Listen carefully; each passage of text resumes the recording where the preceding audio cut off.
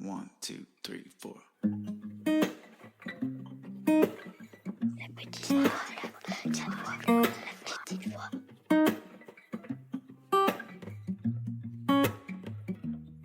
Yeah, your heart is a sun. Est-ce que vous avez déjà écouté votre petite voix ? Cette intuition qui souffle ce qu'on n'ose pas toujours entendre. Celle qui pourrait, peut-être, tout changer. Je m'appelle Herveline et comme vous, j'essaye, pas toujours avec succès, de suivre cette boussole intérieure. C'est pour ça que j'ai créé La Petite Voix, un podcast où des femmes et des hommes partagent avec émotion, parfois même avec humour, ces moments où la vie bascule et où tout devient possible. Chaque épisode explore des histoires de nouveaux départs.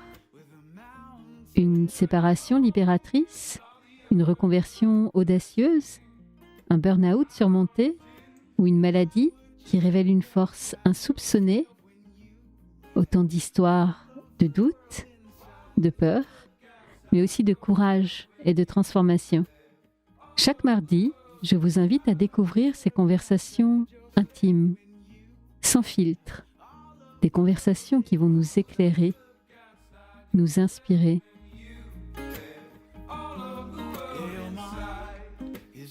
Alors, prêt à écouter La Petite Voix pour entendre la vôtre ? La Petite Voix, le podcast, c'est parti !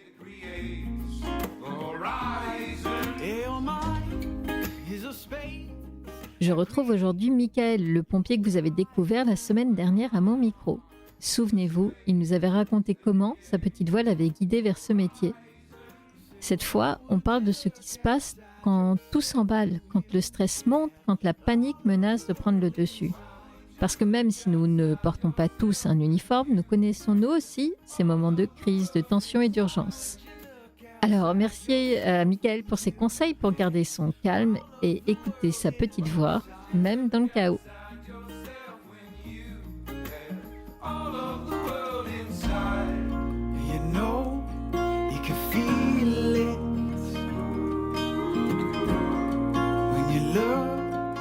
Bonjour Michael et bienvenue à nouveau dans La Petite Voix. Bonjour. On s'est parlé la semaine dernière de ta vocation de pompier et de comment elle t'a été soufflée par ta petite voix. Et on se retrouve cette semaine dans cet épisode, j'aime bien les appeler des épisodes bis, qui sont plus des épisodes un peu de conseils pour les personnes qui nous écoutent. Et toi qui es pompier, qui est confronté à des situations et de crise et d'urgence, j'aimerais savoir comment tu fais pour rester au contact de cette petite voix, même quand il y a urgence, quoi. Déjà, est-ce que ça te parle, ça, le fait d'écouter sa petite voix en situation de crise et d'urgence ? J'ai de la chance, c'est que ma petite voix, elle me donne de bons conseils. Ok, donc tu es bien connecté même au travail. Je suis très bien connecté à ma petite voix, même au travail. Parce que je pense que je ne peux pas conseiller à tout le monde d'écouter sa petite voix. Parce que parfois, la petite voix fait faire des choses qui ne sont pas... je parle en situation de crise, hein, mais... qui ne sont peut-être pas bonnes, comme par exemple jeter de l'eau sur une friteuse en feu. Ben là, c'est pas si on écoute sa petite voix, ben, c'est pas bien. Mais généralement, oui, non, l'humain, on a tendance d'avoir cet instinct de survie et cet instinct de s'écouter dans la petite voix. Qu'est-ce que je fais ? Est-ce que je fuis ? Est-ce que je reste ? Est-ce que je prends telle action ou telle action ? Donc je pense que c'est important d'écouter sa petite voix et moi j'ai intérêt à l'écouter dans ma profession parce que jusqu'à présent, je suis toujours là devant vous pour vous en parler, même si j'ai déjà eu des accidents en pompier. Donc voilà, je l'écoute et elle me sert au quotidien parce que parfois je commande aussi des pompiers, donc il y a des ordres à donner, donc j'applique des vies, donc je suis responsable des vies. En quoi tu dirais que cette petite voix-là est un soutien dans ton métier ? À ma petite voix, je lui soumets des situations que je vis instantanément et elle me dit si je suis dans le bon ou elle me rassure. Elle me dit, vas-y. C'est à la fois une boussole qui me guide et à la fois une maman qui rassure son enfant en disant, c'est bien, vas-y. Ça, c'est avant l'action ou c'est après l'action ? Avant l'action. Donc comme une forme de confirmation que là, ton intuition d'agir de telle ou telle manière est juste. Parce qu'on est d'accord, dans ton métier, confronté à ces situations de crise ou d'urgence, il y a des choix en fait à faire, des choix assez souvent vitaux. Si tu te souviens, quand on s'est vu la dernière fois, j'ai parlé d'interventions importantes, de stress, d'excitation, voilà. Il faut savoir que je suis une personne un peu particulière, c'est que plus ça explose, plus c'est grand, plus c'est énorme, plus je me sens à l'aise. Pas que je souhaite que ça se passe mal, mais plus la situation est catastrophique, plus mes aptitudes et mon petit pouvoir et ma petite voix en arrière-plan qui est derrière moi, ben je suis encore au top de ma forme, au top de mes compétences. Par exemple, je pars en intervention, j'ai ma petite voix dans le camion sur le trajet, et ensemble, on imagine le pire pour se préparer à ce qu'on va rencontrer. Il y a plusieurs choses dans ce que tu dis. Déjà, ce qui me vient, c'est que tu fais partie de ces personnes, et bien sûr que ça paraît utile dans ton métier, qui, plus la situation est chaotique et plus tu es capable de rassembler au fond de toi une forme de calme et de lucidité, en fait. C'est ça. Et c'est très important parce qu'au moment où on parle, ben, j'ai parfois la responsabilité d'hommes sur le terrain que j'engage, et donc j'ai intérêt à prendre les bonnes décisions. Je dois ramener tout le monde à la maison. Comment on arrive à garder ce calme-là, justement, et de ne pas se laisser embarquer par le chaos et ne pas faire que la machine s'emballe, quoi. J'aimerais bien te donner une réponse à tout le monde qui entend, qui aimerait bien avoir les clés. Donne-nous, explique-nous comment faire. T'as tout compris, on a envie de savoir c'est quoi le truc. Donc il y a déjà, je trouve, cette capacité à rester calme dans le chaos. Parfois, c'est la temporalité. C'est qu'on se sent toujours pressé de par nos peurs et notre stress, et on ne prend pas le temps de marquer un arrêt dans la tête ou un arrêt physiquement. Ça veut dire ne pas courir vers quelque chose sans y avoir réfléchi. Et dans la tête, c'est de marquer un temps de déconnexion. Ça veut dire que si à un moment donné, j'entends les gens qui hurlent, je vois le sang, je vois tout, et je commence à me figer, à avoir un effet tunnel sur une dimension bien précise, ben, je ne sais plus me concentrer, je ne sais plus avoir un discernement ou avoir une vision correcte. Donc, c'est à la fois stop dans la tête ou stop physiquement. Ce qui est hyper intéressant, c'est que ce temps d'arrêt que tu évoques là, j'ai l'impression qu'il peut être très court, mais que de savoir faire tout redescendre pour reprendre comme une respiration, retrouver un peu d'air et repartir plus calme. C'est ça dont tu parles ? C'est ça. Chacun a sa temporalité et sa vitesse d'analyse. Je vais regarder un bâtiment qui brûle, je vais regarder le bâtiment qui est au balcon, quelles sont les fenêtres, où sont les véhicules, où sont les issues, la météo, le toit, à gauche, à droite, le sens des fumées. Je vais très rapidement analyser avant de prendre une décision. Ça veut dire que ça va me permettre c'est à la fois prendre du temps, mais je vais gagner après en plus-value et en efficacité parce que j'ai pris le temps. Tu sais, quand on dit parfois, il y a des gens qui disent « Mais pourquoi j'ai dit ça en réunion ? Pourquoi j'ai dit ça lors de la visio ? J'aurais dû me taire. » Ben, c'est cette temporalité. Il faut écouter sa petite voix de dire « Attends avant de parler. » Mais c'est humain. Hein. On a tous une envie d'exprimer rapidement, soit parce qu'on a peur, soit parce qu'on est comme ça. Il y en a qui parlent beaucoup. Moi, je parle beaucoup. Mais c'est un avantage de marquer un silence, un temps d'analyse. En fait, ce qui est intéressant, quand tu me dis ça, je me rappelle de l'entretien que j'ai fait il y a quelques mois avec Mathieu, qui était un médecin du RAID qui est intervenu au Bataclan et qui a exactement exprimé ce temps d'arrêt-là avant d'aller sur le terrain de cette opération-là qui était évidemment très particulière et horrible, mais ce temps d'arrêt et qui est aussi un temps, et je pense que c'est aussi comme ça que tu l'exprimes, de concentration en fait, de justement, tu te laisses pas t'éparpiller, tu reviens à ta base pour mieux agir après. C'est hyper intéressant. Ce que Mathieu a vécu, ou moi je peux vivre à moindre mesure dans d'autres situations, c'est que si à un moment donné, on se fixe sur certaines choses, on peut vite avoir le cerveau qui déconnecte. Et je ne suis pas à l'abri d'un truc qui est tellement une image tellement forte qui fait qu'à un moment donné, mon cerveau, il bug. Et donc, c'est ça qu'à un moment donné, on doit se raccrocher à certaines choses. Et ce temps d'arrêt permet aussi de nous ramener un côté rationnel des choses et de nous amener, oui, vraiment un petit répit. J'ai l'impression que, au-delà du calme que ça apporte, mais c'est lié, il y a une notion de lucidité, de justement de voir les choses à travers le bon prisme et pas celui de l'urgence ou de la crise, mais de manière objective et factuelle.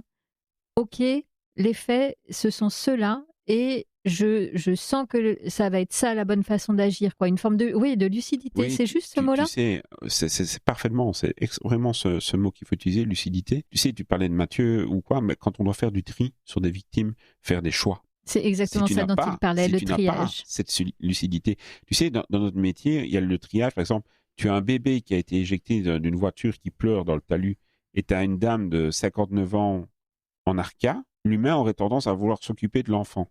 Mais en soi, si tu prends le temps d'analyser, l'enfant, il pleure, mais il a peut-être juste une égratignure. Et la dame, elle est en urgence absolue. Et donc, il faut prendre la priorité. Et c'est ça, ce temps d'arrêt, d'analyse qui est important. Et autre chose qu'il ne faut pas oublier, c'est que dans ma fonction d'engager la responsabilité des vies des pompiers, parce que c'est des pères de famille, ce sont des fils, des frères, des filles, des mères, je dois ramener tout le monde à la caserne. Et une fois que tu es dirigeant dans des situations de secours ou de catastrophe, c'est une obligation aussi de te donner ce temps de réflexion. Tu ne peux pas te permettre d'aller trop vite quand tu as d'autres vies en jeu. J'entends le poids de la responsabilité. Comment on gère ça sans que ça nous écrase et sans que presque ça paralyse, c'est-à-dire, écoute, moi je sauve mes équipes en priorité et tant pis s'il y a des dégâts sur le terrain. C'est encore des histoires de choix, tu vois. Moi, mon objectif, c'est que quand je pars en intervention, j'ai un devoir moral que toutes les personnes qui me suivent dans mes ordres et mes décisions, ils doivent retrouver leur foyer quand on rentre d'intervention. Donc même si on perd quelqu'un lors d'une intervention de sauvetage, moi je ne dois pas perdre mon personnel. Je vais te donner un exemple. Il y a une maison qui brûle complètement. Nous, pompiers, il y a des familles qui disent « mon enfant ou ma femme est à l'intérieur ». Nous, on sait que c'est déjà fini. Physiquement, par la chaleur et tout, on sait qu'il n'y a plus rien à faire. Sauf que les personnes nous voient comme des héros et disent voilà, ils vont y arriver. Mais moi, engager des pompiers dans les flammes inutilement et que je vais perdre 2 hommes parce qu'on est toujours en binôme au minimum, les pompiers, alors que je sais qu'il n'y avait plus rien à faire, c'est inadmissible, je ne peux pas me le permettre. Je comprends. Est-ce qu'il y a d'autres outils comme ça que tu utilises pour gérer à la fois la crise et l'urgence ? On entend à quel point le temps d'arrêt est nécessaire, mais une fois que tu es dans l'action... L'entraînement. Tu sais, il y a parfois des pompiers qui disent « Hé chef, c'est tout le temps la même manœuvre. Oh, on en a marre de refaire la même chose. » Oui, mais en fait, on prépare le cerveau que le jour où on est face à la situation, même si on n'est pas conscient de ce qu'on fait, on attrape des automatismes. C'est des automatismes, ouais. Et c'est des automatismes qui peuvent vous sauver. Le métier de pompier, c'est un métier de préparation, un métier d'attente. Comme je t'ai dit, on ne sort pas tout le temps, même s'il serait juste d'avoir une intervention sans susciter du malheur aux gens, bien sûr. Mais c'est un métier d'attente. Et dans l'attente des pompiers, les gens ne le savent pas, c'est plus de l'amateurisme, les pompiers. C'est énormément d'heures de formation et de recyclage pour être prêt justement le jour où. Comment on pourrait transposer ça dans nos vies de pas pompiers ? C'est cette histoire d'acquérir les bons automatismes pour que quand on est en situation d'urgence et de crise, on gère du mieux possible. C'est tout simple. L'hygiène, se laver les mains, éviter le contact avec les microbes et autres, bien se laver les mains après avoir été aux toilettes ou avoir travaillé dans des choses avec des bactéries. Le fait d'avoir des gestes et de se nettoyer les mains, on préserve les autres et on se préserve sa santé aussi. C'est des automatismes. Il y a des gens qui ne l'ont pas, mais bon voilà, c'est... Tu vois l'exercice de faire de la méditation quotidiennement ? Oui. Est-ce que c'est pas une forme d'automatisme aussi qu'on met en œuvre ? C'est-à-dire que c'est ce dont on parle depuis le début, revenir à la base, ne pas se laisser embarquer par l'émotion et les pensées, tu vois ? De sortir, d'aller respirer, de marcher un petit peu, de revenir, d'écouter la musique classique dans son bureau, de prendre un temps de pause, oui, en effet, c'est une façon de se préserver ou simplement de décider, je rentre du travail à partir de tel endroit avec ma voiture avant de retrouver ma famille et mes proches. Je déconnecte et on ne parle plus travail, on ne parle plus boulot et je déconnecte pour me préserver de ça à la maison. Est-ce que quand on est pompier, on a besoin de se créer ce sas-là entre la caserne et les interventions qu'on vient de faire et le retour à la maison ? Je suis de la vieille génération, donc j'ai eu mon papa, oui, dans le sens où au début j'ai commencé très jeune, à 18 ans, les pompiers, mon papa racontait les interventions, j'avais expliqué la dernière fois quand on s'est vu de ces interventions. Et avec les années, l'évolution, j'ai découvert que c'était une mauvaise chose. Parce que j'ai des facultés de voir des choses que mes proches ou la personne avec qui je vis, mes enfants, mes beaux-enfants ou autres, n'ont peut-être pas ce recul que j'ai moi. Je suis dans un quotidien qui n'est pas le quotidien ou la logique de quelqu'un. Donc, venir déposer chez moi un trauma de j'ai vu un enfant mort, j'ai vu un homme décapité, donner des détails ou des choses horribles, je ne rends pas service à mes proches. Oui, c'est vrai. En me soulageant moi, je dépose quelque chose qui est de l'ordre traumatique à mes proches. Et je trouve que c'est à la fois égoïste et que ce n'est pas correct. On le fait en tant que pompier, il y en a qui le font encore, mais je pense que c'est de manière maladroite et parce qu'ils n'ont pas d'autres initiatives. Et il faudrait plutôt aller vers d'autres structures ou parler avec des collègues qui ont l'habitude que de déposer ça à la maison. Maintenant, les choses qui sont vraiment bien, j'ai sauvé un animal, Oui, le petit chat qui est descendu planté dans mon dos parce qu'il avait peur et il s'est planté dans mon dos pour descendre de l'arbre, c'est comique, on en rit ou autre. Les belles histoires, oui, on peut le partager. pour revenir à ce que tu vis de difficile sur les interventions, tu dis finalement, avec le recul, je m'aperçois que c'est pas une bonne chose nécessairement d'en parler à ses proches quand on rentre le soir, mais où est-ce qu'on décharge ce qu'on a vu? On l'a évoqué rapidement. Alors, la première décharge, c'est avec les collègues. Au débriefing, Ok. au retour d'intervention.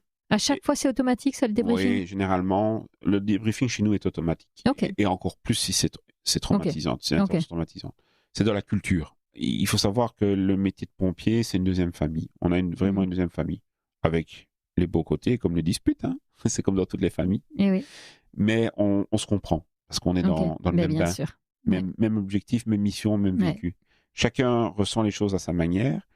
Et puis voilà, on a des affinités avec certaines personnes. Je sais qu'il y a des pompiers qui me disent je te suivrai où tu diras d'aller en tant que chef, mais humainement, je t'apprécie pas. Ok. C'est bien de me le dire, je préfère qu'on me le dise en face. Et puis il y a des gens qui me disent tu es une personne que j'adore et avec toi, je me sens à l'aise de me confier. Donc voilà, chacun a ses affinités et on retrouve dans notre métier, on est tellement hommes et femmes, on est de tout âge, on retrouve toujours une affinité avec quelqu'un et on dépose ça avec généralement de collègues. Entre collègues. Ouais. Tu vois d'autres choses à ajouter sur la manière de gérer notre petite voix, même en situation de stress et d'urgence? L'écouter. On ne l'écoute pas assez. Je pense que parfois on l'entend, mais on ne l'écoute pas. Et donc il y a une notion entre entendre sa petite voix et écouter ce qu'elle nous dit. Et souvent, ce qui fait qu'on ne l'écoute pas, c'est qu'on est tellement tétanisé par ce qu'on vit. Un trauma de choc émotionnel, que ce soit de catastrophe ou dans le cadre privé de peur de perdre quelqu'un, de peur de perdre quelque chose. Et parfois, je conseillerais vraiment de l'écouter, cette petite voix. Parce que même si tout n'est pas bon à prendre, elle va quand même nous apporter une ligne directrice sur ce qu'on doit faire et comment réagir. Je terminerai là-dessus. Tu le sais, j'ai interviewé l'une de tes compatriotes belges récemment, Véronique Gallo, qui est humoriste, mais pas que, depuis que je l'ai interviewée, ça c'est important, mais pas que. Et elle m'a dit un truc qui m'a vraiment parlé, qui fait écho à ce que tu es en train de me dire, qui est, elle a appris à se dire que quand sa petite voix lui fait peur, c'est exactement là où il faut qu'elle aille. Et c'est pas confort, hein. Mais par contre, l'expérience lui a montré à quel point c'était juste. Donc tu vois, c'est ce que tu dis. Je rejoins Véronique pas parce qu'on est compatriotes, hein. Mais je la rejoins parce que parfois je vois des choses, je me dis non, allez, ben si, il faut y aller. Ouais. T'es obligé, ça fait partie du taf. Eh ben, on terminera sur ces sagesses belges de petite voix. La sagesse belge, boire une bonne bière, manger du chocolat et de bonnes frites. Ça, c'est la sagesse belge. Mais tu sais quoi? Je prône ça depuis de plus en plus souvent sur la petite voix, sur le fait qu'on peut être dans de l'écoute profonde et pourquoi pas de la spiritualité, mais qu'il y a la vraie vie et qu'effectivement, du bon chocolat, une bonne gaufre, une bonne bière, c'est aussi une merveilleuse façon d'écouter sa petite voix. Donc merci beaucoup, Michael. Avec plaisir. Yeah, your heart is a sun and it shines as it opens. Where your heart is a sun and it shines as it opens. Voilà, La Petite Voix, le podcast, c'est fini pour aujourd'hui. Si vous avez aimé cet épisode, parlez-en autour de vous. Le bouche à oreille, c'est magique pour faire découvrir un podcast. Alors envoyez le lien de cet épisode à vos amis et vous verrez, ils vous remercieront. Et d'ailleurs, si vous voulez être sûr de ne rater aucun épisode, avouez que ce serait dommage, abonnez-vous à La Petite Voix sur votre plateforme d'écoute, Apple Podcast, Spotify, YouTube ou autre.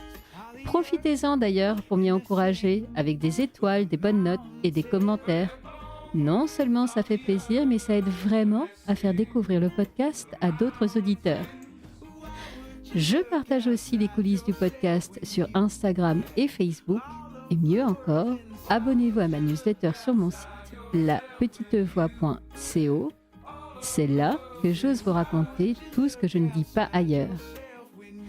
Ça fait beaucoup d'infos, je sais, c'est pour cela que j'ai mis tous les liens dans les notes de cet épisode. Allez, je vous donne rendez-vous mardi prochain. D'ici là, portez-vous bien et soyez heureux. Your horizon. For your mind is a space that creates the horizon.